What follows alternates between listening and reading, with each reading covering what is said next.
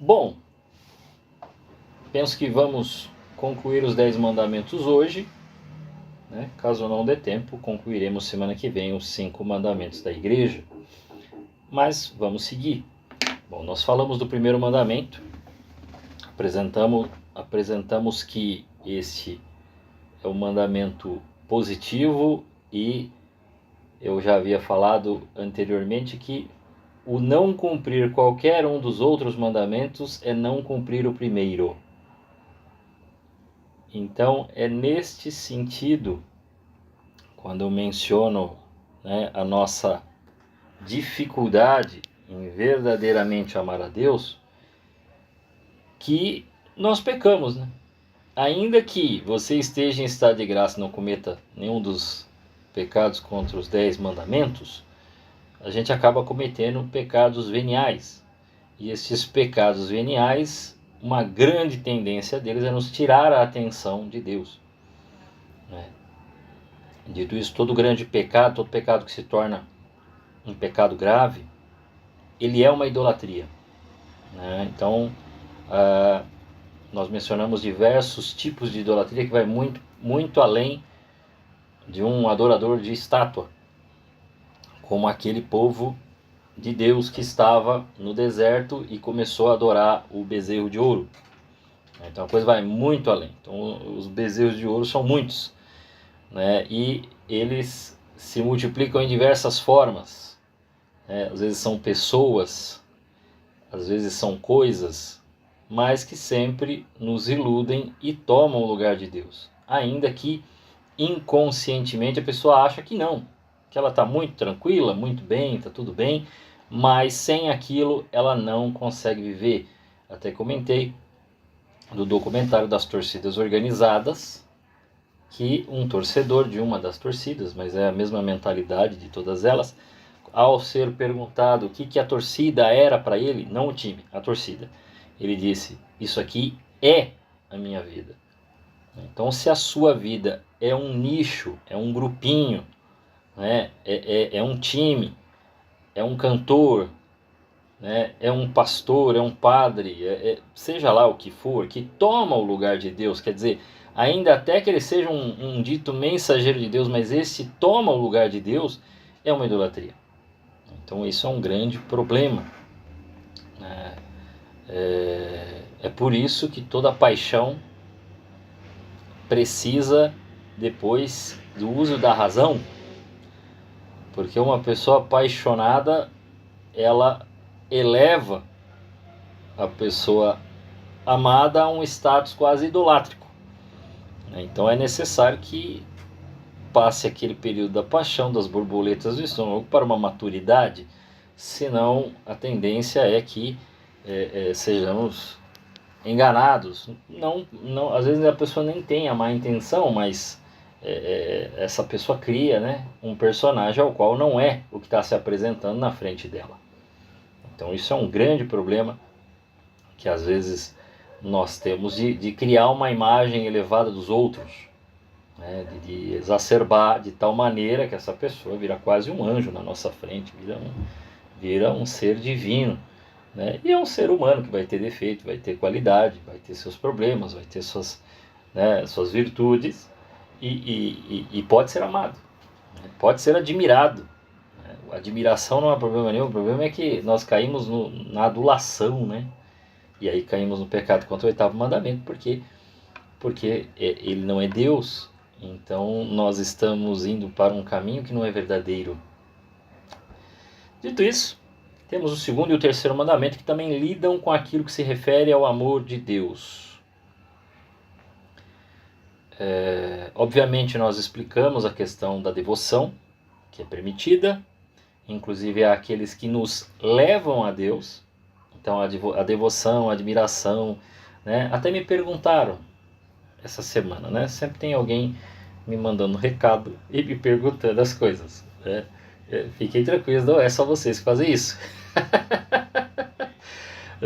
Outras pessoas me mandam recado me perguntando as coisas e me fizeram uma pergunta que vem de encontro ao que nós finalizamos na semana passada, quando falamos da dulia que é veneração da hiperdulia, que é veneração a Maria, que ela é uma especialíssima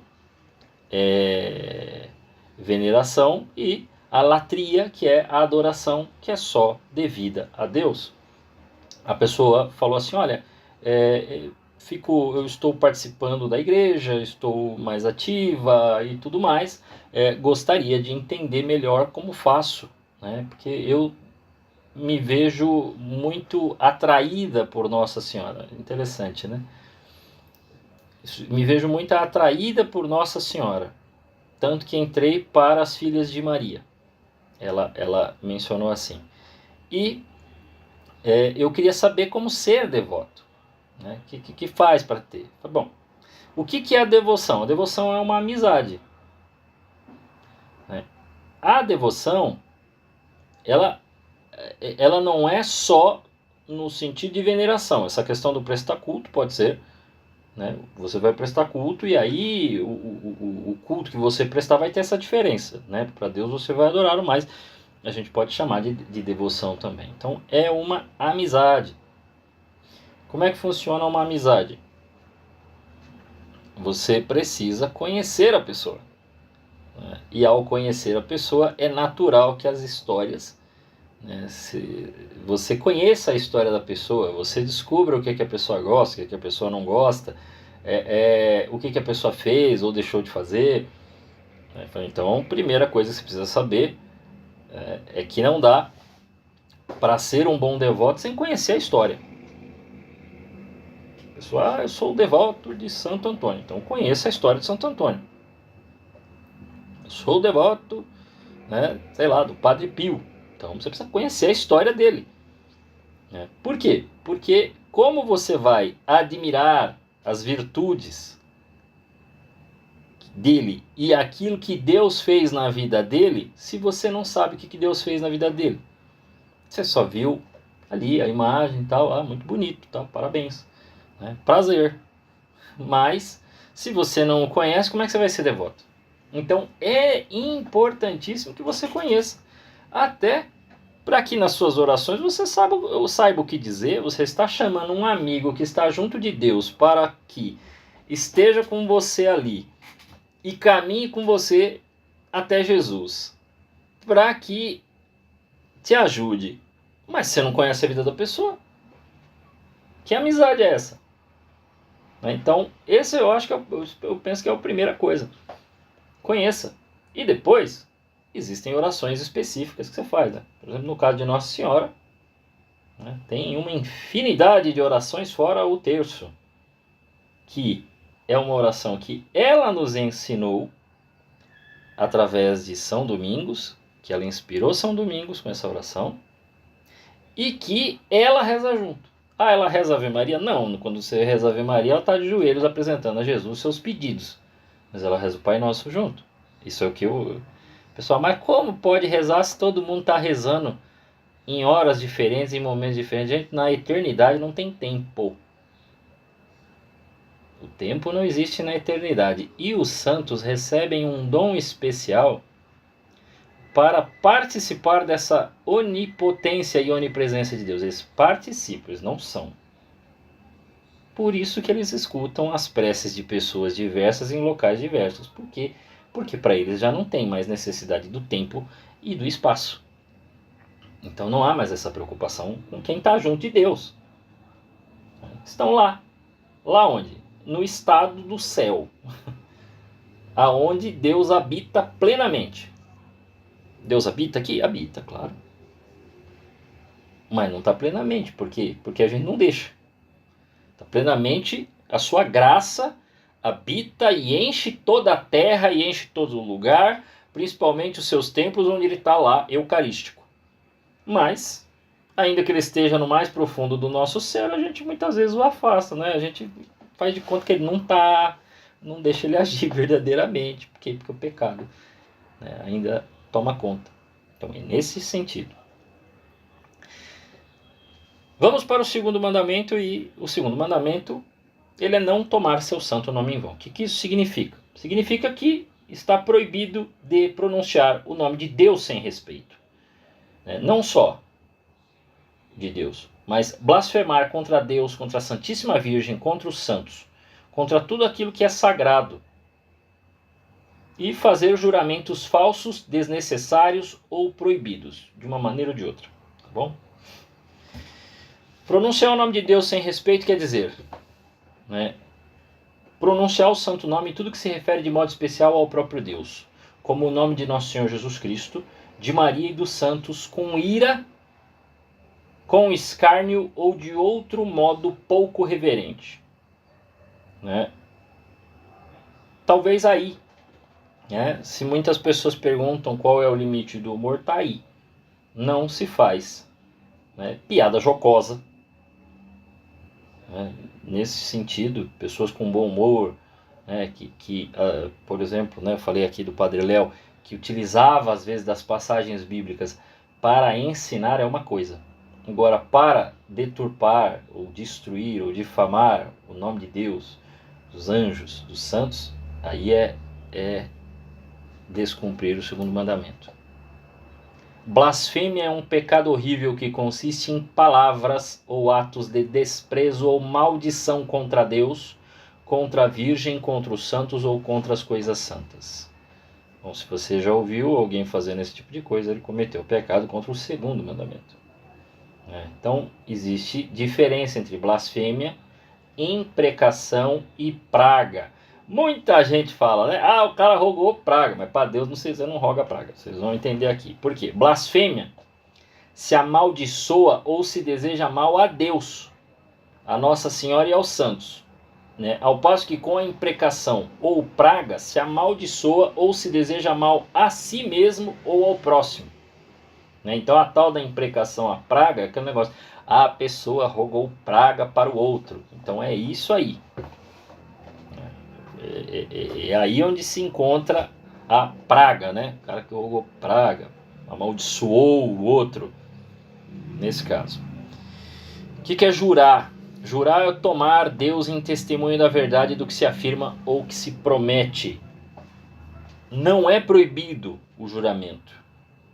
É lícito e até honroso para Deus quando há necessidade e se jura com verdade, discernimento e justiça. Então tem que ter essa condição para você fazer um juramento. Né? Quando se afirma com juramento que se sabe ou se julga falso, e quando com juramento se promete o que não se tem intenção de cumprir. Isso aí é jurar sem verdade. Aí é um juramento horrível, que não deve ser feito. Né? E aí quando não se jura com discernimento? Bom, quando se jura sem prudência e sem madura ponderação ou por coisas de pequena importância. Né? Sem justiça. Né, que é quando você jura fazer uma coisa que não é justa ou permitida, como, eu juro que eu vou me vingar. Esse juramento é proibido. Então, isso não pode se fazer. Eu juro que eu vou tomar do outro lá, eu juro que eu vou conseguir o que é do outro, né, roubar, fim das contas, e coisas parecidas. Né? E somos obrigados a cumprir o juramento de fazer coisas injustas ou proibidas, quer dizer, você fez o juramento, e esse juramento é falso, você está jurando por algo errado, injusto. Mas porque você jurou, você tem que cumprir a palavra. Porque tem gente que fala assim, não, eu cumpro toda a palavra que eu disser que eu vou fazer. Aí alguém fala assim, então você faz isso aqui, um negócio injusto, errado, incorreto, imoral. Aí o cara fala, já que eu prometi, eu tenho que cumprir. Não, se for imoral, você não deve cumprir de forma alguma. Então comete pecado mortal, porque desonra gravemente a Deus, verdade infinita, chamando-o em testemunho do que é falso. Mas Leandro, a pessoa nem falou que jura por Deus. Então, mas você está dizendo, quando você diz que jura, você está dizendo que está dizendo pela verdade. Deus é a verdade. Então é por isso que o juramento é pecaminoso. Você está fazendo um juramento e você não consegue garantir, você está jurando por Deus. Mesmo que você não fale, juro por Deus. Mas você está dizendo que é verdade. E a verdade é uma pessoa. E sendo ele uma pessoa, você não pode fazer isto. Se você não tem certeza, né? O que nos ordena? Ele ordena que honremos o santo nome de Deus. Então, sobre o nome de Jesus está acima de todo nome. E sobre o nome de Jesus se dobre todo o joelho, no céu, na terra e no inferno. Então é isso. E que cumpramos, além dos juramentos, também os votos, Que votos são esses? O voto é uma promessa feita a Deus de uma coisa boa, para nós possível, e melhor, né, que a coisa contrária, a que nós nos obrigamos como se fosse preceituada. Né? Ela não é um preceito, ela é você vai lá e decide fazer um voto. Né? O voto a gente conhece muito por conta dos religiosos que fazem, né, os votos que são os conselhos evangélicos. Né? Os padres também fazem, de pobreza, castidade e obediência. Mas nós, no nosso estado leigo, ou aqueles que já estão no estado realmente abraçado à vocação matrimonial, podem fazer esses votos. Claro que de acordo com a situação da família, de acordo com aquilo que a família vive, ela pode, inclusive de pobreza, porque a pobreza propriamente ela não é só a questão financeira. Né? Existe um desapego aí muito maior, que não se trata apenas porque poderia então sei lá, o Elon Musk, se ele se convertesse ao catolicismo, fazer um voto de pobreza? Sim. Ele teria que largar todo o dinheiro, largar a empresa? Não, porque aquilo ali é o trabalho dele, ele recebe por esse trabalho. Mas ele poderia desapegar-se disso. Ainda que ele possa fazer como diz São Paulo, né? Olhar como se nada tivesse. Né? E viva a sua vida para servir e viver pelos outros. Né? Então é possível. Né? Inclusive é uma bem-aventurança, né? Primeira bem-aventurança, bem-aventurados os pobres em espírito, não os pobres no bolso. Se fosse assim, o Brasil era um país bem-aventurado, muito longe disso, né? Não há, nós estamos falando de humildade, nós não estamos falando de... E não ter dinheiro é uma coisa comum. Então o voto ele é importante. Né? Se a observância do voto se nos tornasse no todo ou em parte muito difícil, aí aqui ele está falando de votos concretos que algumas pessoas fazem, por exemplo, leigos consagrados e religiosos, tá? Ou uma pessoa que realmente foi lá e fez um ato de consagração completo, tal. E isso pode ser feito, tá? Existem leigos consagrados, né? Então aí você poderia pedir a comutação, dispensa ao bispo ou ao sumo pontífice conforme a qualidade do voto. Por isso que hoje em dia é mais para leigos consagrados, religiosos, né? Pessoas que realmente estão lá. E é pecado transgredir os votos, por isso não devemos fazer votos sem uma madura reflexão. Né? Pode ver que religioso, ele entra, ele fica alguns anos, aí ele faz o primeiro voto, aí ele faz um outro depois de um tempo, aí depois de um tempo ele faz o para sempre. Quer dizer, ele agora vai ser um leigo, vai ser um religioso que vai dar a vida por Deus para sempre. Ele não vai voltar à vida de solteiro. Não, agora ele é um religioso e vai entregar toda a sua vida. E pode-se fazer voto a Nossa Senhora e aos santos? Os votos fazem só a Deus. Tá? Pode-se prometer a Deus e fazer alguma coisa em honra de Nossa Senhora e dos santos. Essa é a grande confusão que o pessoal tem, por exemplo, na consagração a Nossa Senhora, né? Não tem a consagração, o Tratado da Verdadeira Devoção à Santíssima Virgem, do autor São Luís Maria Grignion de Montfort, que o pessoal coloca a corrente, lê lá o texto num dia específico de Nossa Senhora. Antes desse dia, fez 4 semanas de meditação profunda, onde cada semana tem uma meditação específica que o São Luís nos exige. Além dessas meditações, ainda existe a oração do rosário, ainda existe a questão do desapego, tem os dias certos de jejum, o que completa lá aproximadamente 30 dias, mas eu acho que dão 33, e você precisa ainda se confessar e ir para a missa num dia de Nossa Senhora, né? Então, 12 de outubro, 8 de dezembro, 27 de novembro, 13 de maio, 15 de agosto, ou no nosso caso, no primeiro domingo após o 15 de agosto, são dias de Nossa Senhora, dias específicos, né? Que aí você pode fazer o seu ato de consagração a Nossa Senhora. Né? 1º de janeiro, 2 de fevereiro, que é a apresentação, né? Mas é um dia marcado aí. Então, todos esses dias a pessoa pode fazer. E tem lá, só procurar, tem o livro Tratado da Verdadeira Devoção à Santíssima Virgem. Se você ler, você vai ver que a consagração não é a Nossa Senhora. É ato, ele até fala, né? O São Luís explica certinho, que o ato de consagração não é a Nossa Senhora, é a Deus. Então ele fala que é um ato para se tornar escravo de Nosso Senhor pelas mãos de Maria. Então ela vai nos auxiliar. Então todas as graças, bênçãos, tudo mais, é tudo dela. E ela faz o que ela quiser. Ela pode pedir a Deus que derrame sobre nós mesmo, ou para alguma graça específica depois que é consagrado. Mas veja, ela participa, ela é honrada nessa consagração, porque ela, antes de nós, foi e decidiu ser a serva ou a escrava do Senhor, livremente.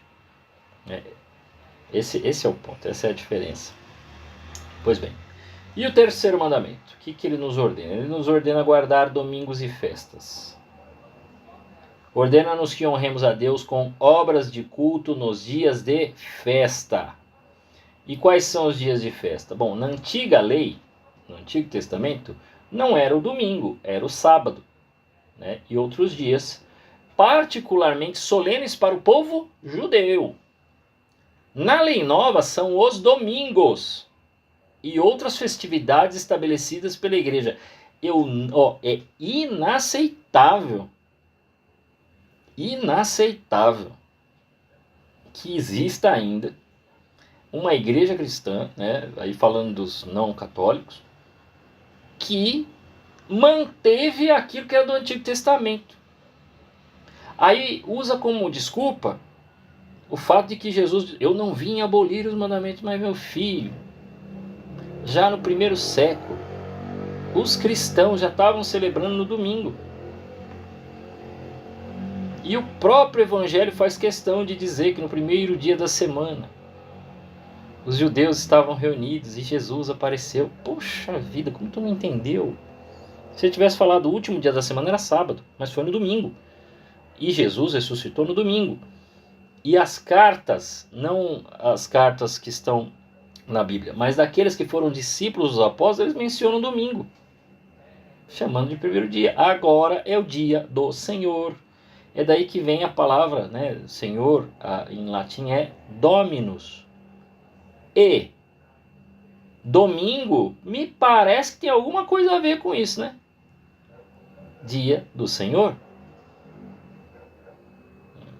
Então Jesus ressuscitou e passa a ser o domingo, então, o 8º dia, o primeiro dia da semana.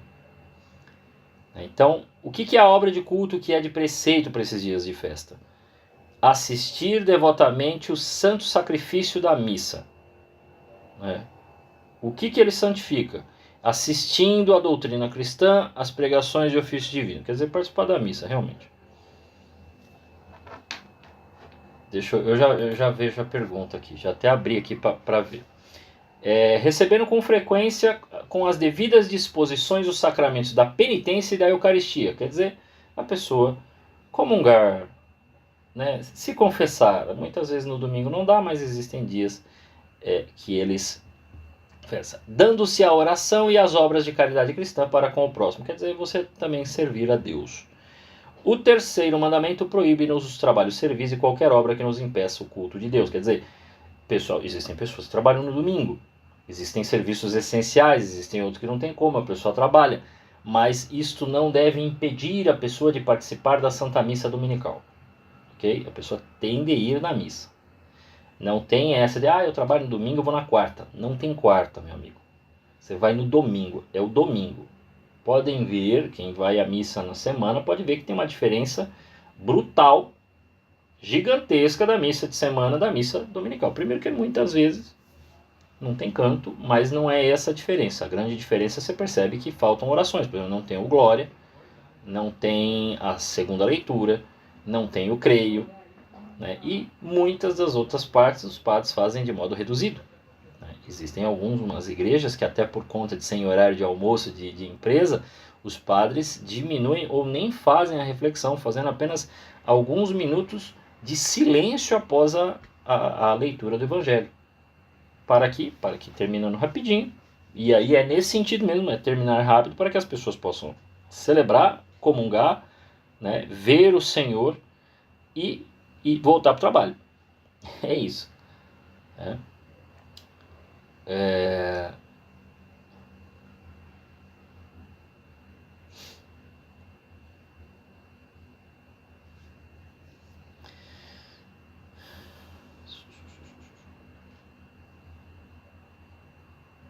Bom, aí fala, né, nós devemos evitar tudo aquilo que possa nos induzir a pecar, né, tudo aquilo que atrapalha a nossa participação na igreja. Porque o restante fala muito dessa questão do trabalho, aí fala, né, de que o trabalho não pode ser uma substituição, né, a pessoa pode ir trabalhar, mas desde que ela possa participar. Vamos lá. O que são da igreja do sétimo dia, desde o fim da tarde de sexta? É adventista. Eles não fazem mais nada, não recebem nada e sábado não trabalham, não comem carne de porco. Eles não entenderam porque eles se mantêm no Antigo Testamento. Né? Então, esse é o problema. Eles ainda estão, né, a gente fala, eles ainda estão na ideia do Antigo Testamento. Eles entendem e acabam fazendo igual aos judeus. Né? Então eles seguem o preceito judaico. Não, porque Jesus não mudou nada. Meu amigo, você não entendeu a ceia cristã. A ceia de Nosso Senhor Jesus Cristo na quinta-feira. Eles não entenderam. Eles não entenderam. Porque até um certo momento, realmente Jesus está seguindo realmente o Pesach judaico. Ele está fazendo toda a celebração judaica. Até o momento que ele começa as palavras. Ali já é outra coisa, ali já não é mais o Pesach. Ali já é a missa. Então, ele faz essa transição do Antigo Testamento para o Novo Testamento na própria ceia. Então, ele faz realmente, ele repete os gestos, as coisas que estavam na ceia judaica. Só que aí depois ele traz o elemento novo. E aí vira a missa. E aí não é mais o sacrifício, né, dos animais, agora é o sacrifício perpétuo. Então isso que eles não entenderam. E não vão entender. Se até o famosinho lá, o arqueólogo não entendeu, que inclusive ficou bravo, né, porque tem um historiador católico que refutou ele de ponta a ponta. Ele foi lá e pediu os direitos, né? Porque o cara colocava partes do vídeo dele e ia refutando parte a parte, assim, pá, o cara errou aqui. Ele pediu os direitos do vídeo no YouTube. Aí o Lucas Lancaster falou assim, não tem problema não, vale mais a verdade, mas você pode ficar com o dinheiro do vídeo. Mas vale mais a verdade e o vídeo vai ficar integral no canal pra te humilhar, porque você merece. Hã? Na hora que cura no sábado? Não entendi a pergunta. Não entendi a pergunta. Do terceiro mandamento. Faz a pergunta de novo porque eu não entendi o que você quis dizer. Por favor.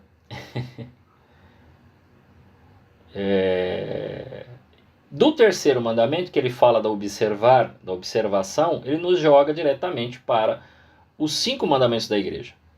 Os 5 mandamentos da igreja são: ouvir missa inteira nos domingos e festa de guarda.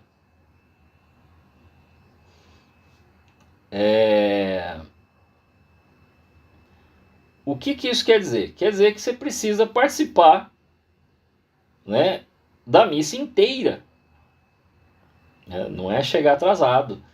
Tem gente que fica querendo saber, até que momento da missa eu posso chegar para comungar? Meu filho, tu não deve atrasar.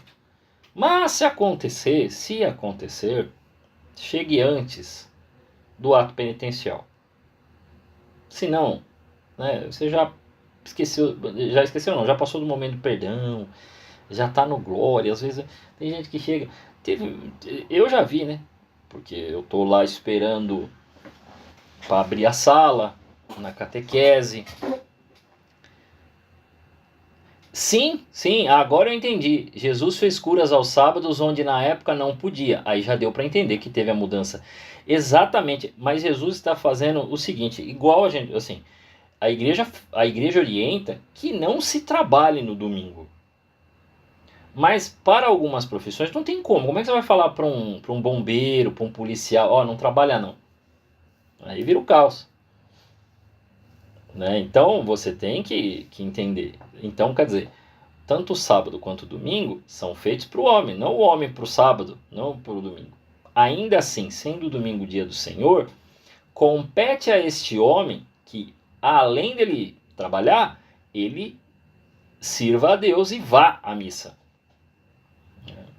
Isso é importantíssimo. Porque se ele não vai à missa, não adianta vir com o papo de eu adoro a Deus, faço minha oração em casa. Você não adora coisa nenhuma. Que o maior ato de adoração é feito do filho para o pai, que é a Santa Missa, onde ele se dá inteiramente ao pai, através do santo sacrifício, que não é outro senão o mesmo da Santa Cruz. Aí o cara fala que reza em casa. Você reza, mas reza tá valendo igual as nossas orações aqui, bem pouco.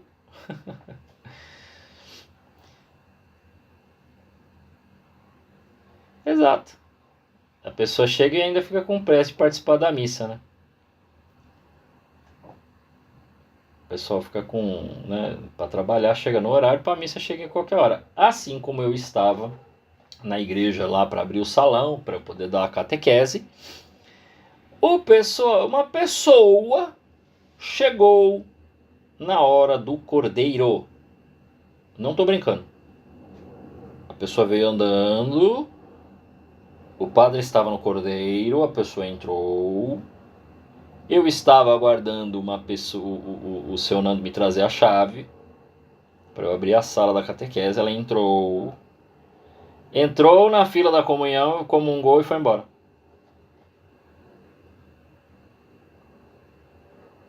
Isso que ela fez. Então você precisa assistir nos domingos e dias de festa de preceito. Não é todas as solenidades, porque tem solenidade que não é obrigatório. Presta atenção.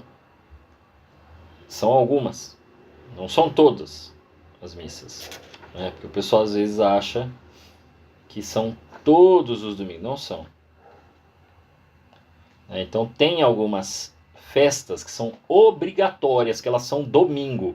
Quais são elas? 1º de janeiro, 2 de fevereiro, aí Ramos e Páscoa é domingo. Mas Leandro, tem as missas da Semana Santa. Elas não são missas de preceito.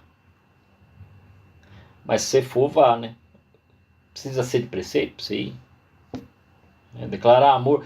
Você ama a pessoa só alguns dias, a pessoa que vive com você só ama alguns dias, outros dias você larga e deixa aí. Não faz isso, né? Então, aí, por exemplo, vou falar uma missa que é uma solenidade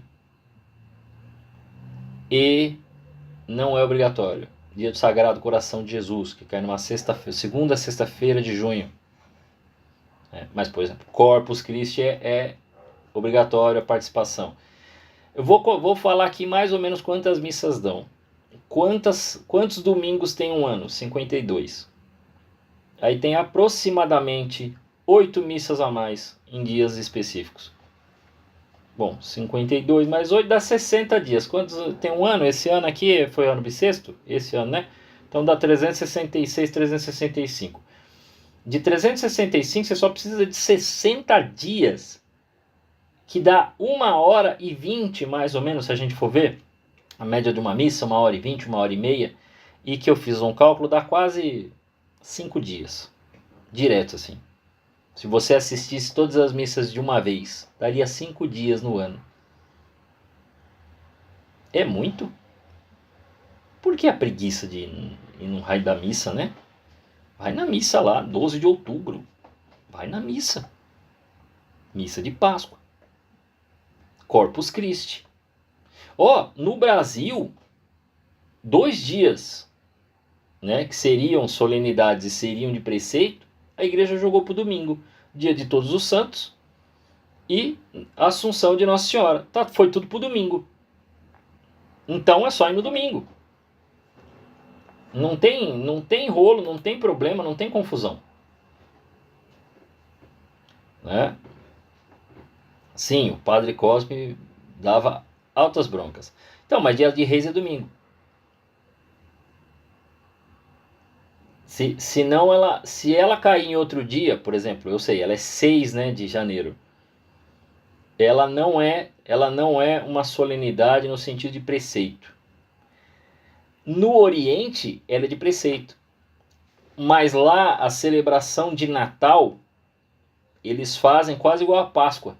Ou quase igual a Quaresma. Tem todo um segmento. E ela é uma festa tão grande no Oriente quanto é a festa de Natal.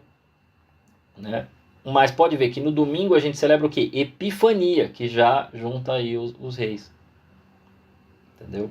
Então ela cai no domingo. Para nós é a Epifania.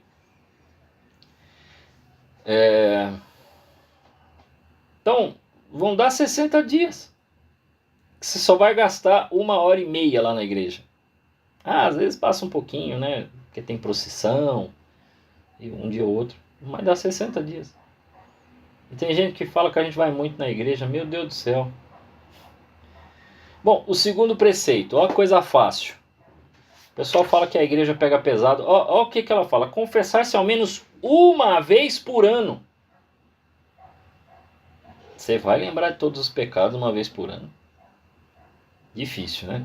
E ó, a igreja, uma vez por ano, pelo menos, a não ser que você cometa um pecado grave. Se você cometer um pecado grave, quer dizer, esses que a gente está meditando essas semanas, aí não. Aí tu vai correndo para a igreja e vai se confessar logo. E a própria igreja fala, é útil confessar com frequência? É muito útil. Sobretudo porque é difícil que se confesse bem, se conserve isento de pecado mortal, quem se confessa raras vezes.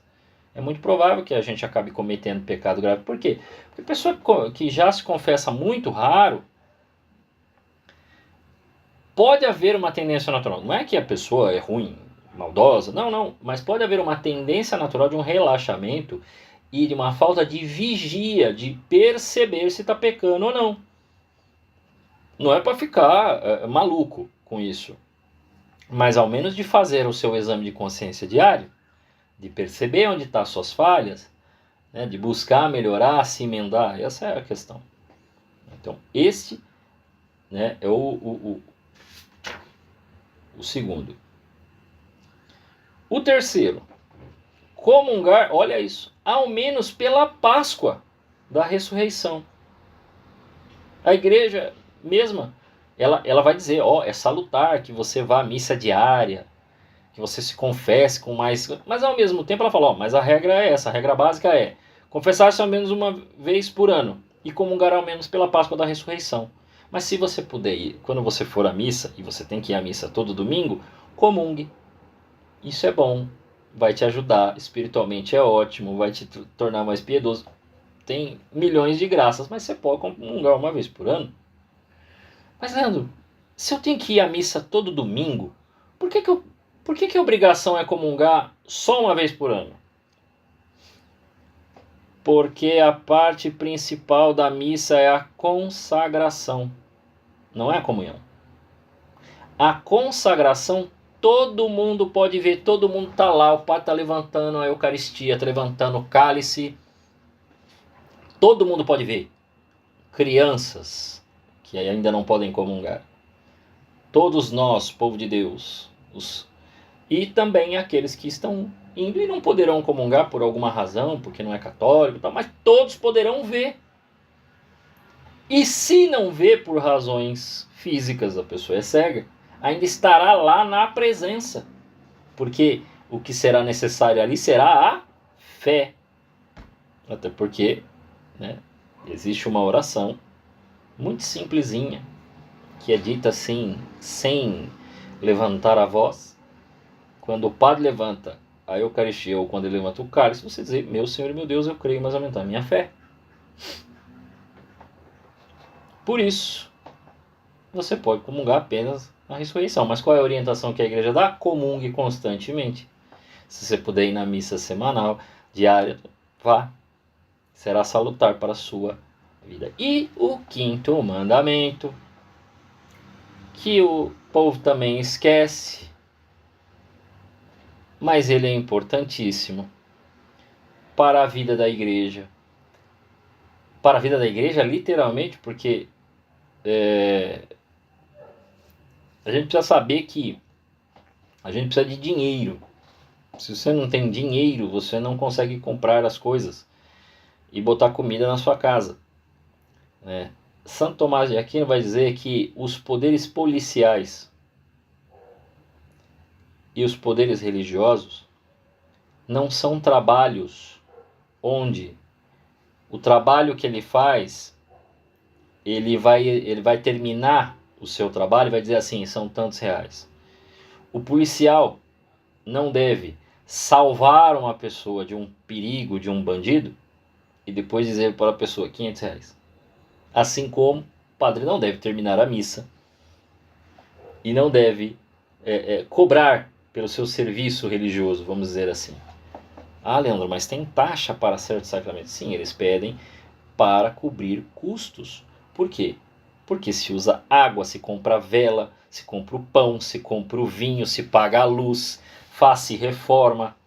Por isso que o padre faz aquele monte de evento, tem rifa, tem isso, tem aquilo.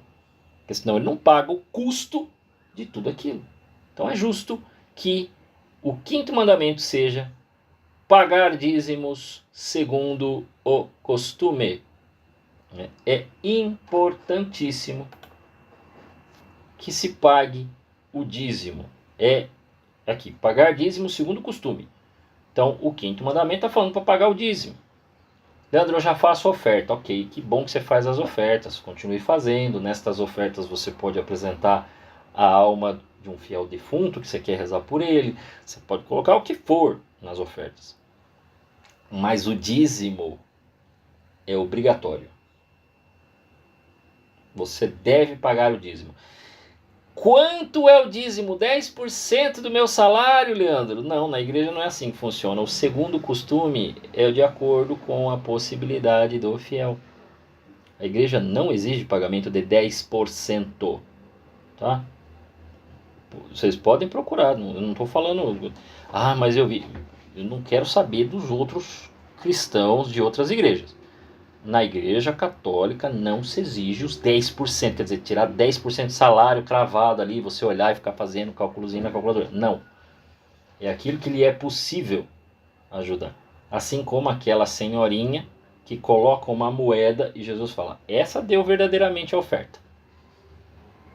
Porque ela deu aquilo que era possível a ela. Não é que ela vai passar fome, ela vai morrer. Não, mas Jesus sabia que aquela mulher não tinha toda a condição. E ela deu algo que até provavelmente doeu um pouco no bolso, mas que ela deu alegremente. Ela deu porque ela sabia, ela crê. Então é essa a questão. Ah, eu posso tanto, então eu ajudo. Aí agora sim, comparando com os nossos irmãos cristãos não católicos, assim, ofertas, assim, esses números já estão desatualizados, porque tudo aumentou e tudo mais, mas era mais ou menos assim. Enquanto um católico dava uma oferta, acho que em média de 10 reais, 15 reais, o protestante dava mais de 40. Já há uns 10, 12 anos atrás. Por aí. Eu tinha uma revista, eu não sei onde está. Era mais ou menos isso. E aí o dízimo então é uma vergonha. Era um negócio assim assustador. Tipo, aí o católico dá 70, o cara dá 200, 300. É uma diferença muito grande, 3, 4, 5 vezes a mais. Esse é o ponto. Talvez, se o povo desse mais o dízimo, né, e eu não estou falando no sentido de discordar de todos os eventos, nada disso, mas talvez nós teríamos menos eventos. Porque às vezes começa a ter um monte de evento e algumas pessoas começam a trabalhar demais, aí não tem tempo nem para rezar. Porque precisa de dinheiro para poder fazer outra coisa. Então aí faz isso, faz evento daquilo outro, e fica nesse ciclo. Por quê? O pessoal não se torna dizimista. E aí o padre precisa de um dinheiro para completar. Não tem jeito, aí algumas pessoas vão para o sacrifício. Então sejam dizimistas. Procurem a igreja de vocês, vejam aquilo que pode ser dado e deem com alegria, como aquela senhora que Jesus viu levando aquela moeda e falou: essa está realmente dando aquilo que era necessário. Pois bem, era isso. Nós não acabamos, né?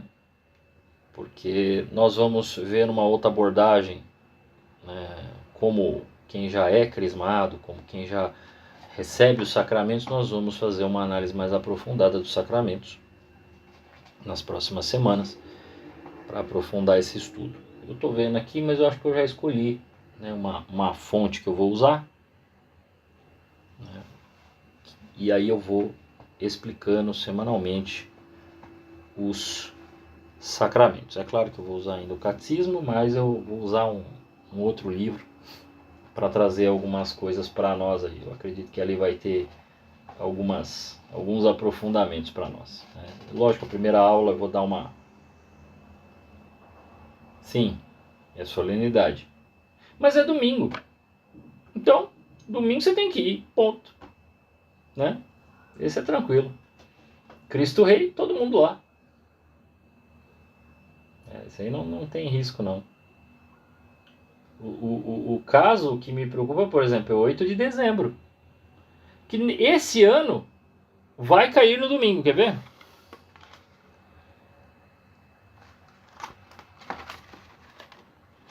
Sim, o padre já faz no sábado à noite.